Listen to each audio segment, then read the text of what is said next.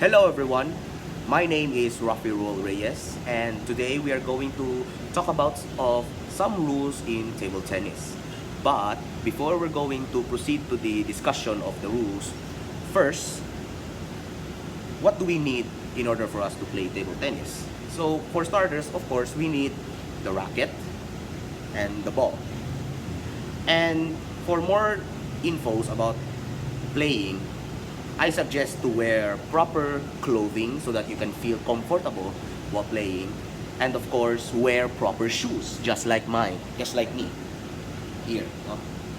See? Wear the proper attire, proper shoes, have the proper equipment. And because of that,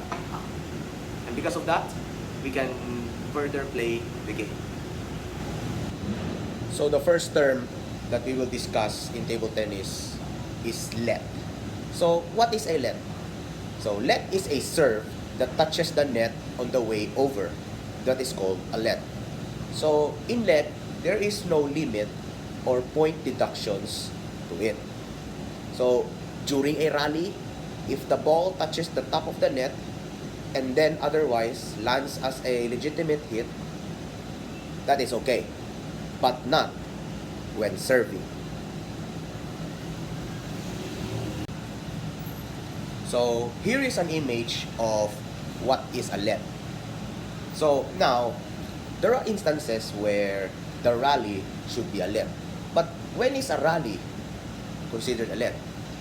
It will be considered a let if in service, the ball touches the net assembly, provided the service is otherwise correct or obstructing by the receiver or partner. Or if the service is delivered and the receiving player or pair is not ready. The rally is also a let if there is a failure to make a serve or return due to disturbance outside the control of the player. So a play is also interrupted by the umpire or assistant umpire is considered a let during a rally. So another rule in let that I want to emphasize is that unless a rally is a let, a player shall score a point. But when does this happen? So this happens if an opponent fails to make a correct service, or if an opponent fails to make a return, or if after he or she has made a service or a return, the ball touches anything other than the net assembly before being struck by an opponent. And last, if the ball passes over his or her court or beyond his or her end line without touching his or her net, court rather, after being struck by an opponent.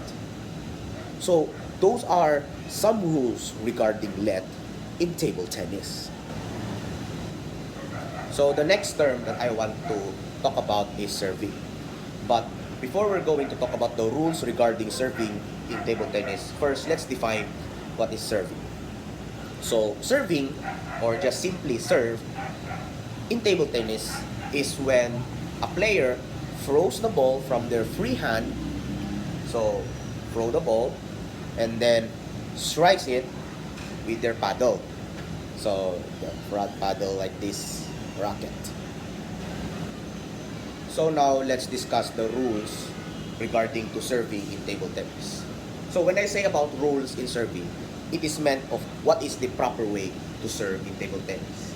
So as you can see in this first image right here, you have to put the ball on your palm like this, together holding your paddle or racket like this. You have to do this at the end of your line of your table, at the end of your side of the table on the table. So you hold it like this, like that. And here in the next image is that you toss the ball up in the air, preferably 16 centimeters high, which is around 6 to 6.3 inches.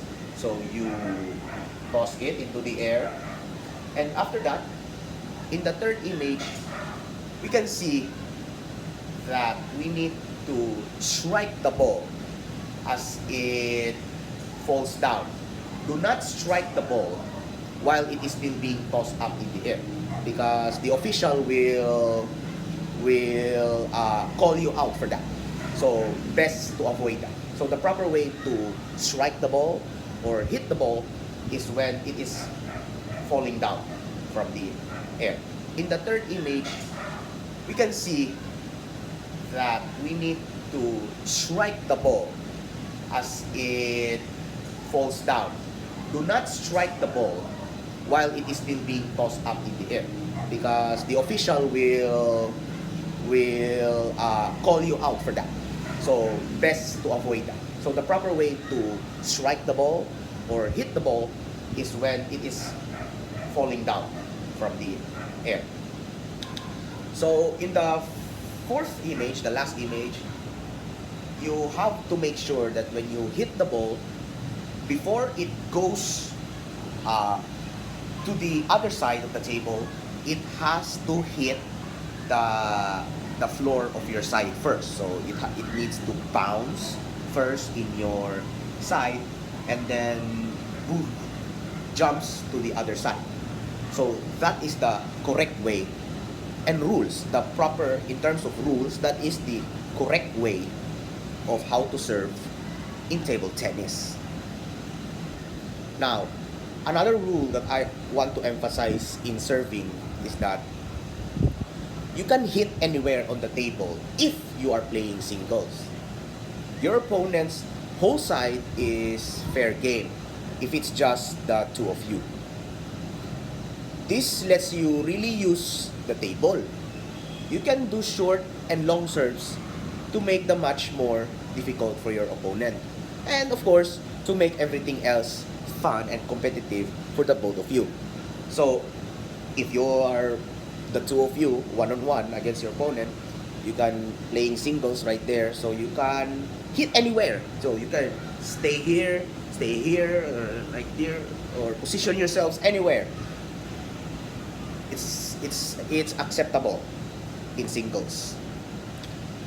And in contrast of singles, when it comes to doubles, you have to hit the opposite diagonal, because in doubles, when you're playing doubles, you are pretty much restricted to the square that's diagonal from you. If you are playing with partners, anything that hits outside this square is illegal. So it's the complete opposite when you're playing singles. So when you're playing in doubles and you are playing with a partner, you have to hit the opposite diagonal that from you, because that is the rules in that part when in playing doubles. So the last table tennis term that I want to discuss the rules with is receiving. So first, what is receiving? So the definition is when the ball is being served, the one that is awaiting on the other side of the table and hits the ball, that is what you call receiving. And the person who is doing it is called the receiver. So, what is the rules regarding receiving in table tennis? So, one important rule in receiving in table tennis is that, just like in serving, when the server hits the ball, first the ball needs to bounce first from the server's area before it has to jump to the receiver's half of the table. But then in the receiver's part, when the ball arrives on his or her table, it needs to bounce first. Then after bouncing once, that is the time, that is the cue, or like the time where the receiver will smash the ball, strike the ball, so that it will be returned back to the other half of the table. So the rule there is that you have to make the ball bounce first before hitting it. Don't make it bounce twice, thrice, or more than that. Only once. Make it bounce once. For example, this is a table, so it's been the so this is the net, for example. Wait. So this is the net. So for example, this is the net. So the ball already bounced, did not hit the net, went to the other side, boom. Then hits the floor, for example, then bounce. Then that is the time where the receiver will strike the ball. Then just like the sender, it needs to bounce again like that, then jumps to the other side, then so on and so forth. To better visualize and understand what I'm talking about in terms of receiving, I have a video demonstration here of someone performing the receiving in table tennis. Oolong.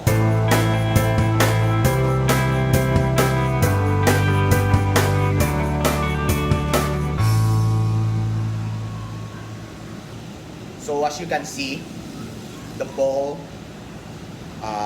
went towards his end, his part of the table, and then as you can see, it bounced once. Then after bouncing once, the receiver will hit or strike the ball and return it to the other side.